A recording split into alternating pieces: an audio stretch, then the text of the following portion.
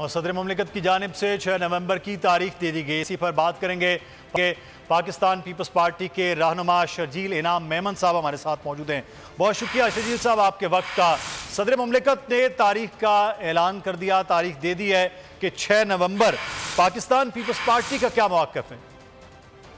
बिस्मिल्लाह जनाब, देखिए जी, Pakistan peoples party का जो ऑफिशियल मौक़िफ़ है वो तो दिया जाएगा। कल हमारी है सेंट्रल एग्जीक्यूटिव कमेटी की पार्टी की मीटिंग लाहौर में। लाहौर में पीपल्स पार्टी की मीटिंग के बाद जो है वो बताया जाएगा कि पार्टी से क्या मौक़िफ़ है। लेकिन जहाँ तक मैं अपनी ज़ाती राय दे दूँ कि आईनी तौर पर ये सदर का इख्तियार क्या है या नहीं है, क्या आईनी तौर पर सदर इस तरह से एडवाइस दे सकता है, नहीं दे सकता, क्या इलेक्शन कमीशन ऑफ पाकिस्तान सदर की एडवाइस पर बाउंड है ही नहीं है, वो एक अलग बहस है। उसके अलावा सदर ने आप देखिए डेट कहीं नहीं लिखी है।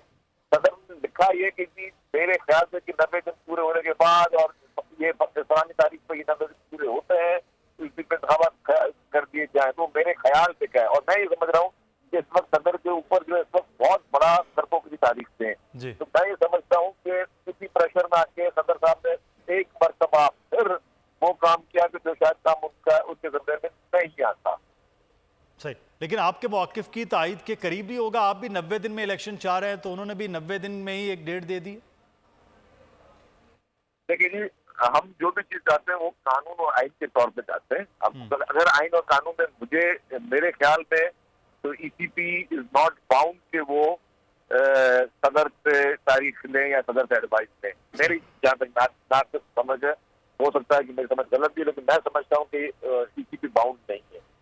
और मैंने आपको जिस तरह कह दिया, अगर पीपल्स पार्टी की बात है तो पीपल्स पार्टी अपनी सीसी में जो फैसला करेगी उसके बाद ही जो है अपना ऑफिशियल हम अपना रिप्लाई या रिस्पॉन्ड कर सकते हैं। ठीक है, बहुत शुक्रिया शर्जील इनाम मेमन, पाकिस्तान पीपल्स पार्टी के रहनुमा हमारे साथ मौजूद। सब्सक्राइब करें और बेल दबाएं ताकि कोई खबर रह न जाए।